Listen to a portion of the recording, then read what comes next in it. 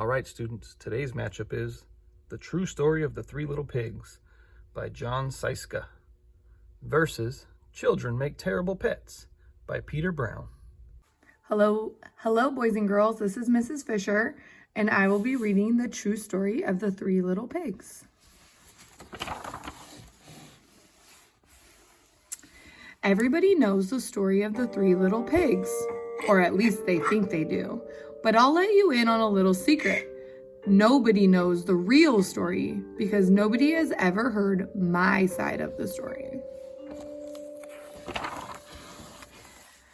I'm the wolf, Alexander T. Wolf.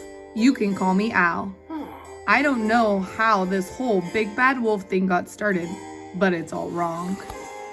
Maybe it's because of our diet. Hey, it's not my fault wolves eat cute little animals like bunnies and sheep and pigs. That's just the way we are. If cheeseburgers were cute, folks would probably think you were big and bad too. But like I was saying, the whole big bad wolf thing is all wrong. The real story is about a sneeze and a cup of sugar. This is the real story. Way back in Once Upon a Time, I was making a birthday cake for my dear old granny. I had a terrible sneezing cold.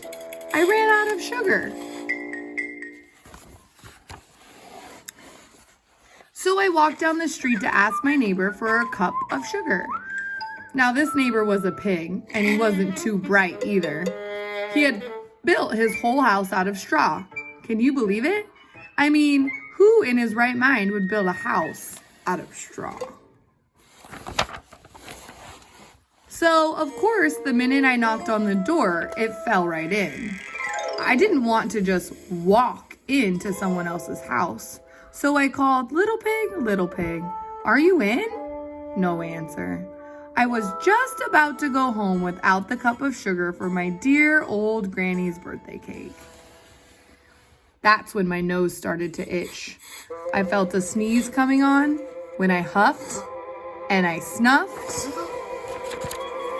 and I sneezed a great sneeze.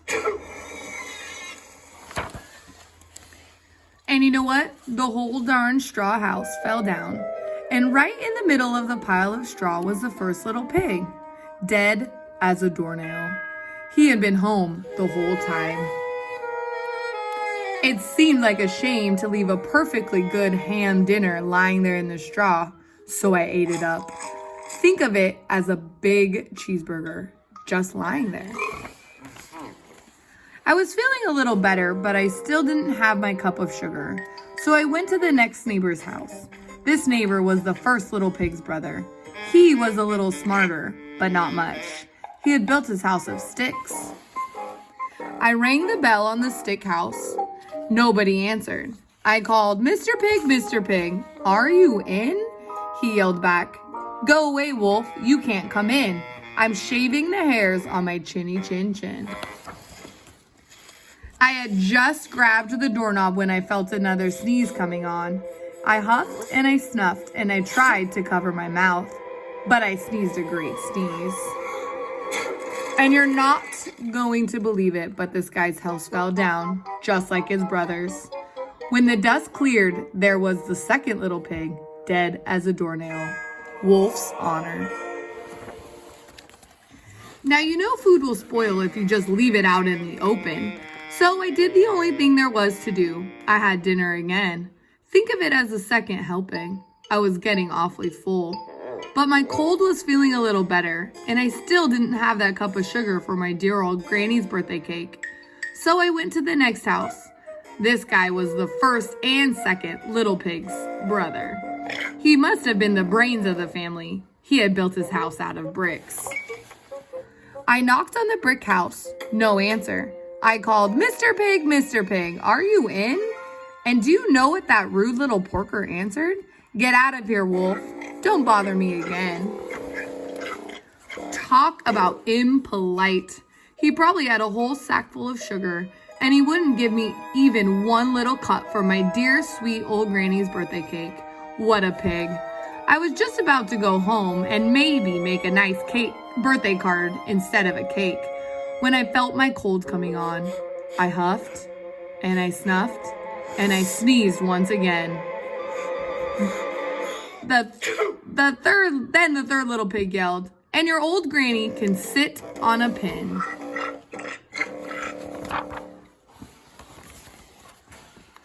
Now, I'm usually a pretty calm fellow, but when somebody talks about my granny like that, I go a little crazy.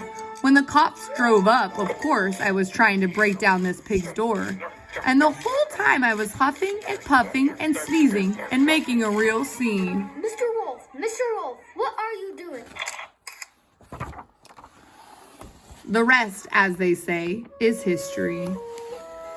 The news reporters found out about the 2 pigs I had for dinner. They figured a sick guy going to borrow a cup of sugar didn't sound very exciting. So they jazzed up the whole story with all of that. Huff and puff and blow your house down, and they made me the big bad wolf. That's it. The real story. I was framed. But maybe you can loan me a cup of sugar? The end. This year you are lucky to have a lot of guest readers. Let's see if you can figure out who this one is. Children Make Terrible Pets by Peter Brown. One morning, Lucy was practicing her twirls when she noticed she was being watched. Hello? Who's there? I can smell you behind those bushes, so just come on out. Squeak! When her secret admirer scurried into the open, Lucy could not believe her eyes. Oh my gosh, you are the cutest critter in the whole forest. Squeak! So Lucy brought the critter home to show her mom. Mom, look what I found outside. I call him Squeaker because he makes funny sounds. Squeak! See, isn't he the cutest? Can I keep him, please? Lucille Beatrice Bear, don't you know that children make terrible pets? Aw, come on, Mom. Look how sweet he is. He won't be any trouble, will ya, boy? Well, what do you think? Squeak. Oh, all right. You can keep him on one condition. Squeaker is your responsibility. I will not take care of him for you. Thanks, Mom. Squeaker is going to be the best pet ever. You'll see. Thank you. Lucy and Squeaker were inseparable. They played together. They ate together. They napped together.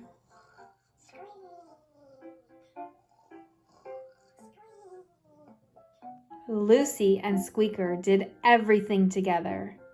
But it wasn't all fun and games. He was impossible to potty train. Squeak. Squeak. He ruined the furniture. He caused problems wherever he went. We don't throw food at tea parties. Squeak! And just when Lucy thought things couldn't get any worse, Squeaker disappeared. Squeaker? Lucy checked the usual hiding spots, but her pet was nowhere to be found. Come here, boy. Here, Squeaker. Squeaker? Squeaker, where are you? Sniff, sniff. Lucy had almost given up hope when her sensitive nose caught a whiff of her Squeaker. Lucy followed Squeaker's scent this way and that, crossed the entire forest until finally she found Squeaker. But something had changed. Squeaker didn't seem like a pet anymore. Lucy knew what she had to do. Goodbye, Squeaker. Squeak, squeak, squeak, squeak, woof.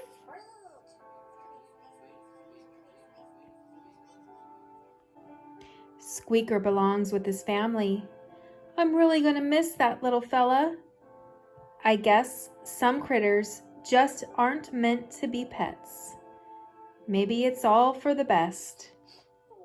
Lucy had a lot to think about on her walk home. By the end of the day, Lucy had learned one very valuable lesson. You were right, Mom. Children do make terrible pets. They really are the worst. The end. All right, leopards. I hope you enjoyed both books. Please remember to vote in the comments or come into the library and put your vote in here. Thank you.